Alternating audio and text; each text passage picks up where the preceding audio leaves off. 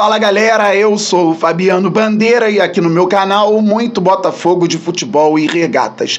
O Glorioso precisa ter ciência do próprio tamanho, da própria importância e aumentar a força nos bastidores.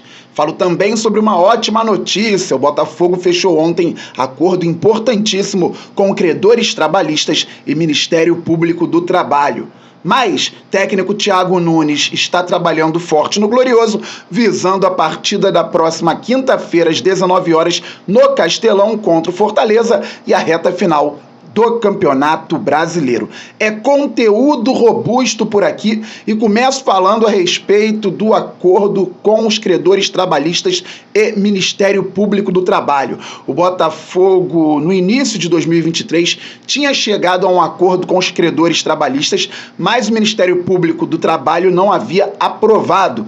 Então houve uma série de negociações e o Botafogo e os credores trabalhistas chegaram a um acordo. O MPT confirmou, entendeu que está tudo bem e agora falta a homologação na Justiça do Trabalho, que segundo o Vitor Schettino, lá no Twitter, não deve vir a ser problema. Vitor Schettino é quem trouxe todas as informações, ele é especialista no tema.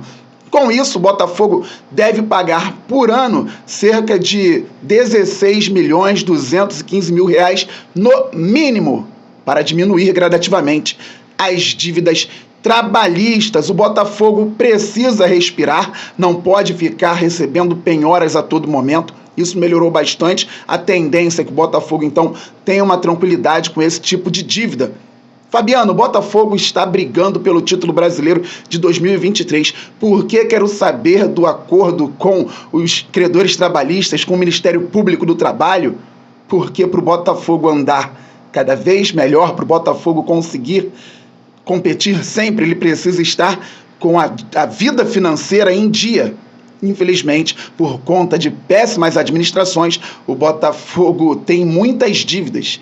E agora, com a SAF, o Glorioso tenta pagar as dívidas gradativamente e, ao mesmo tempo, ganhar dinheiro também. O Botafogo, de várias formas, vem tentando rentabilizar para ter cada vez times mais fortes, para que o Botafogo brigue pelo título brasileiro não só em 2023, mas em 2024, 2025 e para sempre, para que o Botafogo brigue pelo título de Libertadores, pelo título de Copa do Brasil. O Botafogo tem que correr muito ainda, então toda a ação é importante. O Glorioso também precisa ter força nos bastidores.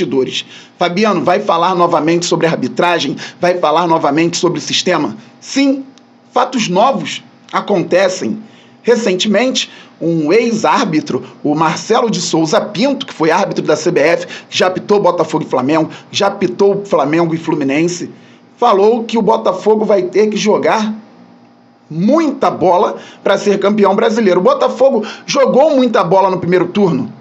Passou por cima da arbitragem contra o Flamengo, passou por cima da arbitragem contra o Fortaleza, passou por cima da arbitragem contra o Cuiabá, venceu esses jogos, mas não passou por cima da arbitragem contra o Atlético Paranaense. Pênalti no Janderson, mesmo com o Botafogo muito bem naquela época, foi prejudicado pela arbitragem, porque por melhor que o time seja, não dá para ganhar sempre da arbitragem e do adversário. Então o Botafogo precisa ter força nos bastidores, não para que seja beneficiado, mas para não ser prejudicado. E o ex-árbitro Marcelo de Souza Pinto falou ao podcast Resenha de Primeira que o Botafogo vai ter que jogar muito porque, segundo ele, o sistema vai funcionar. E ele falou que já esteve lá dentro e sabe como é. Isso é muito sério. Não é o treinador ou o auxiliar falando, como lá o Abel Ferreira já falou no Palmeiras, com todo respeito ao Palmeiras. Aqui eu não estou falando do Palmeiras, estou falando do sistema arbitragem, Botafogo. Mas o Abel já falou sobre o sistema. E agora não foi alguém do Botafogo falando sobre isso, foi um ex-árbitro. Para ter força nos bastidores, quem está no comando do Botafogo tem que entender o melhor caminho. Não há uma fórmula pronta. Eu não estou lá. Quem está deve saber como fazer, qual o melhor caminho para o momento, enfrentamento, qual o melhor caminho da conciliação, da conversa, é o cafezinho na casa do dirigente, como aconteceu com outro clube rival recentemente. O Botafogo tem que encontrar um caminho para que não seja prejudicado na reta final do Brasileiro e para que não seja prejudicado depois também. Isso é muito importante. E vejam só, após a fala do ex-árbitro, foi marcado o julgamento do Diego Costa, que estava jogando sob efeito suspensivo porque tinha sido punido pelas falas após a partida contra o Atlético Mineiro. O Botafogo empata o jogo no final contra o Galo, gol legal, anulado e rapidamente anulado. O árbitro era até o Ramon Abate-Abel, que vai apitar Fortaleza e Botafogo, mas ali é uma questão do VAR. O gol foi mal anulado, o Diego Costa reclamou, tanta gente fala o que o Diego Costa já falou, então ele foi punido. O Botafogo conseguiu o efeito suspensivo, o Tiquinho Soares caiu um pouco de produção, pode voltar a jogar muito bem, saiu machucado, tomara que jogue contra o Fortaleza, deve jogar, mas saiu machucado contra o Red Bull Bragantino ainda no primeiro tempo, um problema no tornozelo. O Diego Costa, que tinha jogado muito bem contra o Grêmio, voltou a jogar bem contra o Bragantino, então marcam o julgamento dele para o dia 22, quarta-feira da semana que vem, um dia antes da partida contra o Fortaleza, com o Diego Costa subindo de produção. Quem marcou foi o pleno do STJD, o julgamento. Então o Botafogo precisa ter força para esse tipo de coisa não mais acontecer. O Botafogo já teve problema com o jogo adiado, teve problema de não poder concluir o jogo com o Atlético Paranaense com o público, teve problemas seríssimos com a arbitragem. Isso não é choro. E agora eu falo como não é choro. Quem ainda não viu, veja a série do Eurico Miranda. Não estamos mais no tempo do amadorismo e nem estou elogiando o Eurico Miranda. Pelo contrário, eu vou falar agora sobre força do Botafogo. Porque por mais que a série tenha a ideia de falar muito sobre Vasco e Flamengo, o Botafogo é tão grande que aparece na série e aparece como o primeiro clube a ganhar com moral do Eurico Miranda nos bastidores. O Eurico já estava com muita força no Vasco da Gama, isso não é spoiler porque aconteceu, quem acompanha futebol sabe. Em 90, o Vasco estava na Libertadores, tinha sido campeão brasileiro em 89. Foi jogar com o Atlético Nacional da Colômbia em Medellín, época do Pablo Escobar. O Atlético Nacional tido como time do Pablo Escobar. E a arbitragem confusa, a arbitragem pendendo para o lado do Atlético Nacional. O Vasco também com muitos problemas. O árbitro deu um pênalti absurdo pro Atlético. O Higuita, goleiro, bateu, mas o goleiro do Vasco pegou. Mesmo assim, com tanta força de bastidores lá, por motivos muito complicados, o Atlético venceu o Vasco por 2-0. E o Eurico, com tanta força na Confederação, conseguiu fazer com que aquele jogo fosse anulado e que fosse marcado um novo jogo em campo neutro. E o Vasco acabou perdendo de novo por 1-0. Mas olha a força do Eurico naquele momento. Pois é, e agora que entra o Botafogo.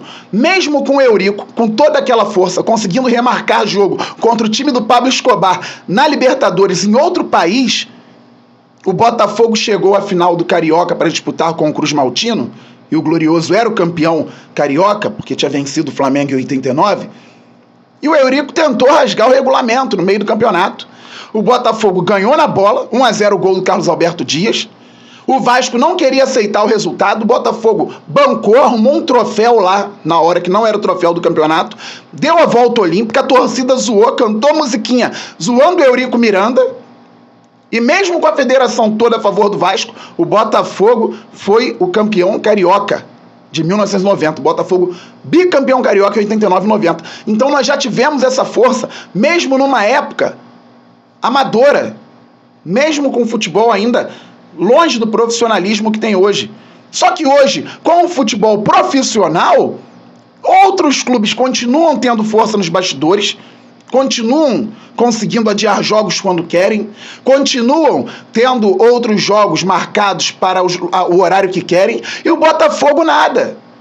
O Botafogo hoje tem uma gestão profissional, o clube funciona como uma empresa, tem que melhorar muito ainda, consegue bons acordos, como o acordo agora com os credores trabalhistas e o Ministério Público do Trabalho. O Botafogo evolui bastante, mas tem que ter força nos bastidores. O Texto está aprendendo na marra a lidar com o futebol brasileiro.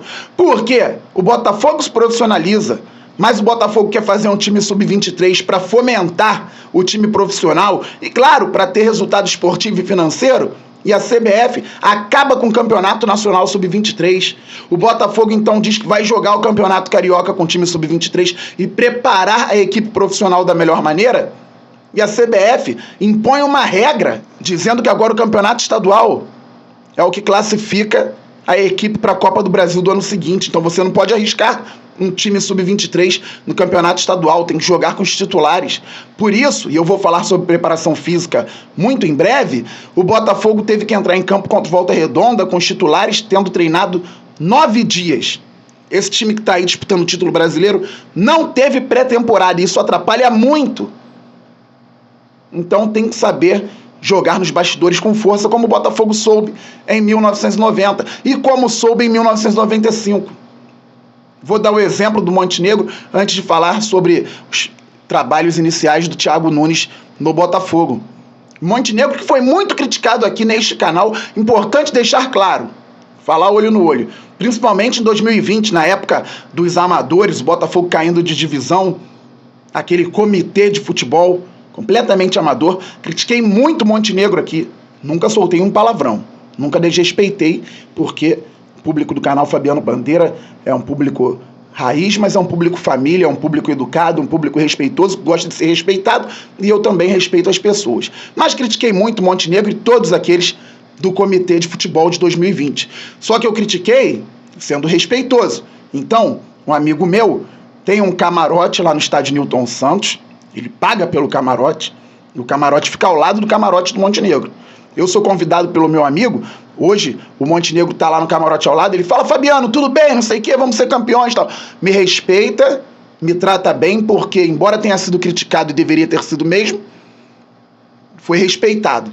Então fala comigo numa boa. E falando a respeito do camarote, meu amigo, paga o camarote, convida, mas eu pago meu sócio torcedor também, por isso que eu estava na arquibancada de São Januário, por isso que fora do Rio eu estou na arquibancada com a torcida, e vai que um dia ele fica chateado, não pague mais o camarote, tá lá o Fabiano com plano alvinegro, num dos setores ali do lado leste, provavelmente, ou leste inferior ou leste superior. Mas falando sobre o Montenegro, critiquei muito, fez muita coisa que não foi boa pro Botafogo, mas em um momento ele foi importante.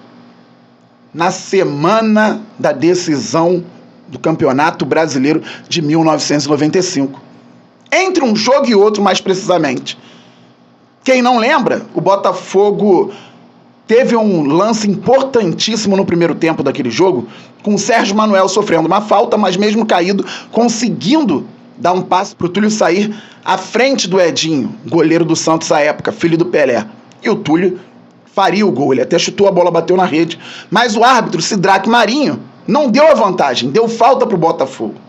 O Montenegro, durante a semana, falou: não adianta, não vão ganhar no grito, não vão ganhar no grito do Botafogo.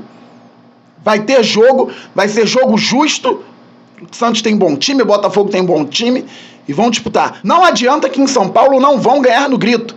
Pacaembu estava bonito, estava lotado, a torcida do Santos se encheu, a torcida do Botafogo foi com força também, muitos ônibus foram parados na estrada e não conseguiram chegar ao Pacaembu. Teve muito torcedor indo para São Paulo e ficando no meio do caminho, sabe-se lá por quê. Talvez pela pressão do Montenegro, o gol do Túlio não tenha sido anulado. A gente queria que o Botafogo fizesse um gol impedido, não, mas o Santos também teve um gol irregular. Marquinhos Capixaba, se bem me lembro, levou com a mão e Marcelo Passos chutou empatando para o Santos, 1-1. Então 2 gols irregulares. E teve o gol do Camanducaia, de cabeça, que ele não estava impedido, e deram impedimento. Então o Botafogo naquele jogo foi beneficiado, mas no jogo anterior tinha sido prejudicado. Elas por elas. O dirigente do Botafogo, responsável principal naquela época, entre um jogo e outro, foi para a TV, não tinha internet do jeito que temos hoje. Foi para a TV, foi para as rádios, botou a boca no trombone. Vai ficar feio se o Botafogo for roubado. Vai ficar feio.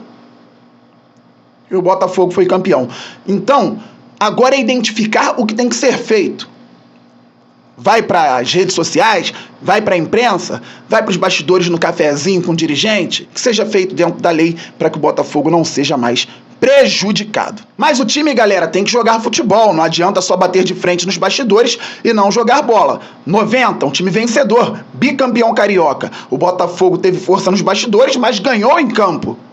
Jogadores foram motivados, jogadores foram concentrados e venceram o Vasco por 1-0, 95. O Botafogo venceu no Maracanã, empatou no Pacaembu. Jogadores que tinham visto o Fluminense ter sido eliminado de maneira vexatória para o Santos, porque o Fluminense fez 4-1 no Maracanã e tomou 5-2 no Pacaembu, foram lá para a torcida quando o Botafogo venceu o primeiro jogo por 2-1, porque tinha gente preocupada, como o Botafogo vai vencer ou empatar em São Paulo se o Santos virou de forma tão significativa contra o Fluminense. Então os jogadores bancaram, foram lá, comemoraram, incendiaram, entre aspas, o Maracanã, ficou lindíssimo com a força da nossa galera, e eles, em São Paulo, chegaram muito motivados e buscaram o título. Então o Botafogo tem que ser bem representado nos bastidores, mas tem que ser bem representado em campo também. E se depender do Thiago Nunes, isso pode acontecer. O treinador chegou trabalhando bastante, como eu já adiantara aqui no canal Fabiano Bandeira, e motivando bastante os atletas também, conversando, orientando, cobrando. Está havendo uma cobrança firme. Internamente, se fala em título. Por quê eu estou falando isso? Porque em outros momentos, até no Botafogo mesmo, o time perdia o equilíbrio, perdia umas partidas, uns pontos, rapidamente falavam então em outros objetivos. Não, o Botafogo, na verdade, já está preparado para a Sul-Americana. Ou então, não, vamos tentar buscar aí uma vaga no G6, se der. Vamos ver. O início era para fugir do rebaixamento. Agora não. O Botafogo se coloca como candidato firme ao título brasileiro. Tem que ser.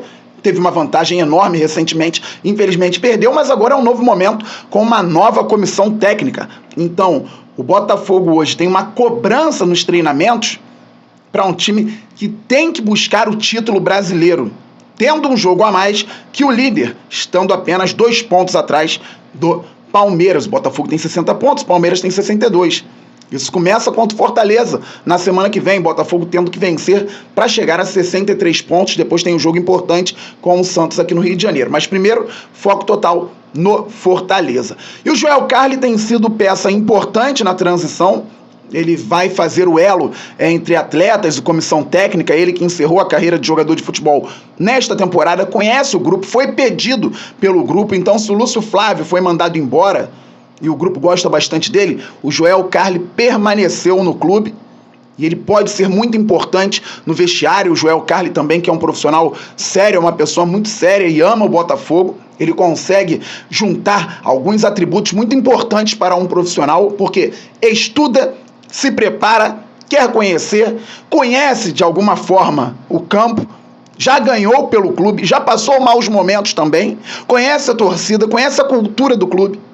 Então ele pode ser muito importante nessa chegada do Thiago Nunes. E ele está transitando também, o Carli, pelos setores do clube para conhecer cada vez mais. E no dia a dia ele está ao lado do Thiago Nunes no treinamento. Falando sobre o Thiago Nunes, como realmente eu já imaginava, está havendo uma cobrança respeitosa, dentro dos limites, com os jogadores buscando entender o que a comissão técnica quer passar, e há sim uma crença muito grande de que o Botafogo possa, apesar de tudo que passou recentemente, buscar o título brasileiro de 2023. Depende muito dos jogadores, depende muito do trabalho a ser desenvolvido, aliás, o trabalho que já está sendo desenvolvido por Thiago Nunes e toda a comissão técnica. Beleza, galera? A qualquer momento eu volto. Saudações alvinegras, aquele abraço. Valeu, fui!